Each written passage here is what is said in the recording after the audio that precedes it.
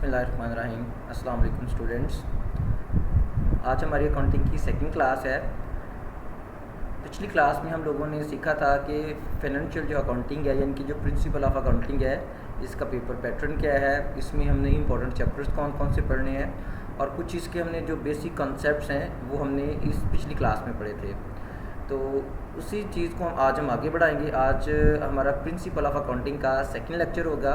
Second lecture में कुछ important terms हैं अकाउंटिंग की, वो आज हम डिस्कस करेंगे। सबसे पहले इसमें आज जो हमने डेफिनेशन पढ़नी है वो है गुड्स और मर्चेंडाइज। गुड्स किन्हें कहते हैं? गुड्स का मतलब होता है सामान या चीज़ें, वो चीज़ें या वो सामान जो कि कारोबार में लाया जाता है या मैन्युफैक्चर किया जाता है या बनाया जाता है बेचने के मकसद के लिए। उन तमाम चीज़ों को हम गुड्स या मर्चेंडाइज का नाम देते हैं। तो all those things which are made or bought for resale purpose in the business are called sales, are called goods। तो हम किसका नाम देंगे?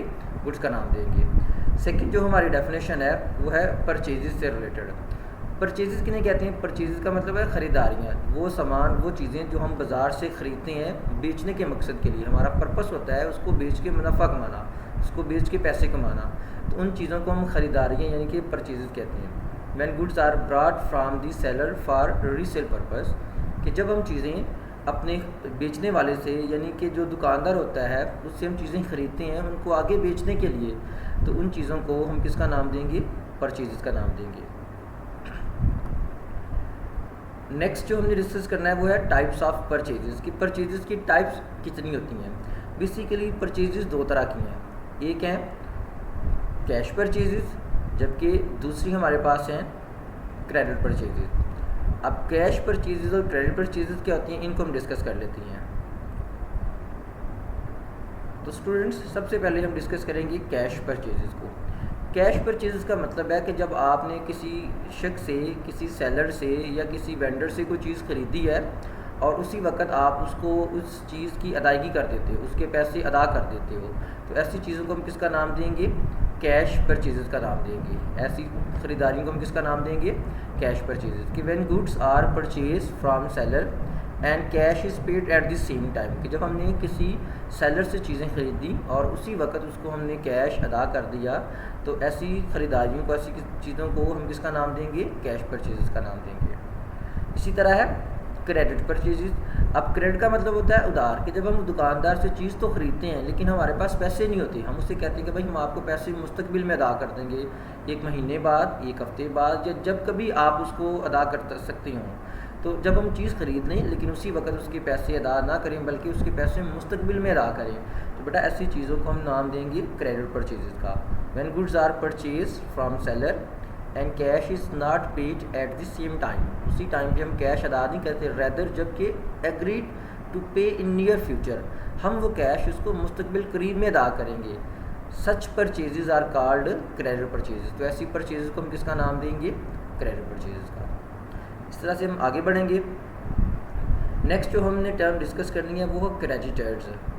क्रेडिटर्स का मतलब होता है कि वो लोग जिनको हमने पैसे अदा करने हैं, यानी कि वो लोग जो हमसे पैसे लेने हैं जिन्होंने, या जिनको हमने पैसे अदा करने होते हैं, जिनसे हमने उधार पे चीज़ें ख़रीदी होती हैं, उन्हें हम क्रेडिटर्स का नाम देते हैं। तो all those persons from whom goods are purchased on credit, वो लोग जिनसे हमने उधार पे चीज़ें ख़रीदी हैं और उनको हमने पैसे देने हैं, उन्हें हम किसका नाम देंगे? क्रेडिटर्स का नाम देंगे। इसी तरह नेक्स्ट हम एक डेफिनेशन पढ़ेंगे, अकाउंट्स पेबल्स। अब क्रेडिटर्स के जो अकाउंट्स हैं उन्हें अकाउंट्स पेबल्स कहते हैं। एक्चुअली क्रेडिटर्स का ही दूसरा नाम अकाउंट पेबल है, तो मतलब क्रेडिटर्स के जो अकाउंट्स हैं उन्हें हम अकाउंट्स पेबल का नाम देंगे। Accounts of the those of the creditors to whom amount is payable, उन क्रेडिटर्स के अकाउंट जिनको हमने रकम अदा करनी है उन्हें हम अकाउंट्स पेबल्स का नाम देते हैं। नेक्स्ट स्टूडेंट्स हमारे पास डेफिनेशन है परचेजेस रिटर्न। अब आज़ होता क्या है कि हम लोगों ने कोई चीज़ ख़रीदी होती है लेकिन वो चीज़ हमारे मेयार के मुताबिक नहीं होती, या उस चीज़ में कोई डिफेक्ट हो सकता है, या उस चीज़ को का स्टैंडर्ड अच्छा नहीं हो सकता, या जो चीज़ हमें चाहिए थी वो चीज़ हमें दुकानदार से नहीं मिलती, तो हम क्या करते हैं उन चीज़ों को दुकानदार को वापस कर देते हैं।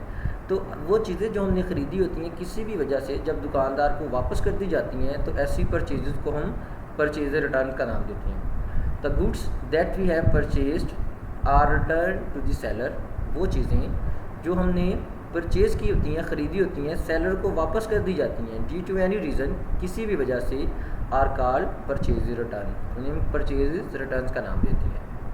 इस तरह नेक्स्ट आगे चलते हैं। नेक्स्ट हमारे पास जो टर्म है वो है सेल्स।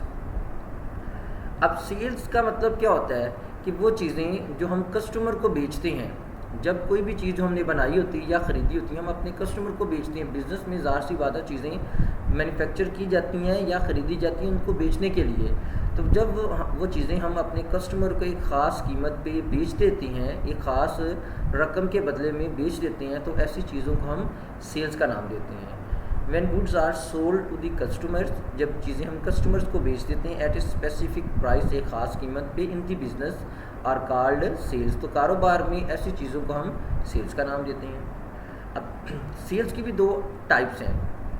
सबसे पहले हम पढ़ेंगे कैश सेल्स और दूसरी हम पढ़ेंगे क्रेडिट सेल्स।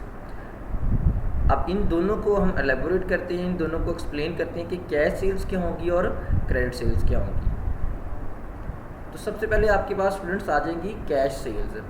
कैश सेल्स का मतलब है कि जब आपने किसी कस्टमर को कोई चीज़ बेची है और उसी वक्त उसकी रकम वसूल कर ली है, तो ऐसी चीज़ों को, ऐसी सेल्स को हम कैश सेल्स का नाम देंगे। When goods are sold and cash is received at the same time, हमने चीज़ें बेची और उसी वक्त रकम वसूल कर ली है, तो ऐसी सेल्स को हम कैश सेल्स का नाम देंगे।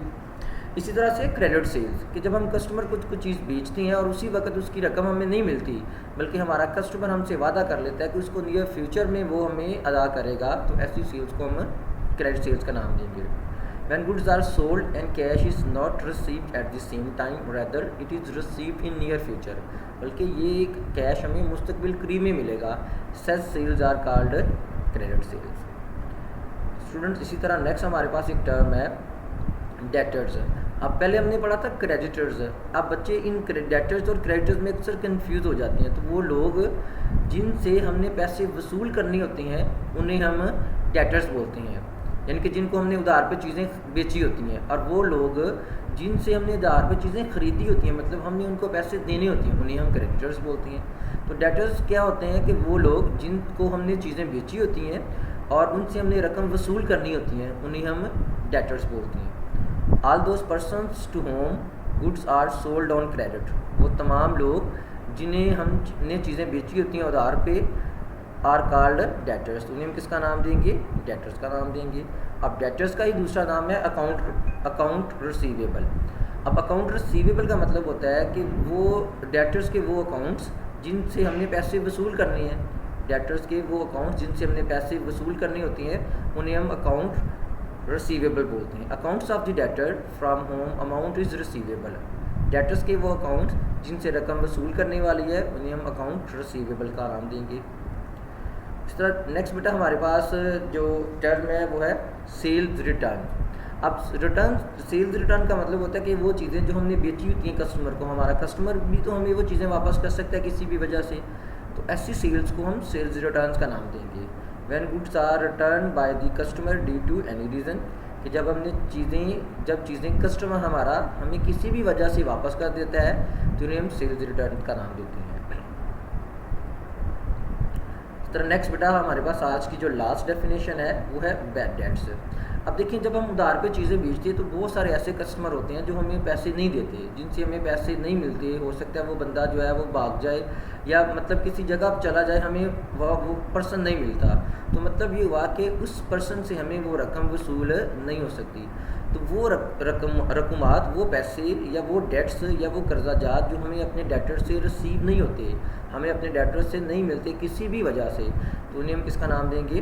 बैड डेट्स का नाम देंगे। द डेट्स कर्जाजात which are not receive from debtors, जो हमें डेटर से नहीं मिलते ड्यू टू एनी रीज़न, किसी भी वजह से, आर कॉल्ड बैड डेट्स, तो उन्हें हम बैड डेट्स का नाम देंगे। तो स्टूडेंट्स ये थी आज की कुछ इंपॉर्टेंट टर्म्स या इंपॉर्टेंट डेफिनेशंस कह लें कि जो इस चैप्टर से रिलेटेड थी, जो हमें अकाउंटिंग सीखने के लिए पहले इन चीज़ों को सीखना ज़रूरी होता है। तो इंशाअल्लाह इसके साथ ही आज की हमारी जो क्लास है वो अपने अख्ताम को पहुंचती है। नेक्स्ट क्लास में इंशाअल्लाह आप लोगों से दोबारा मुलाकात होगी। तब तक आप लोग अपना बहुत सा ख्याल रखिएगा। अल्लाह हाफिज़।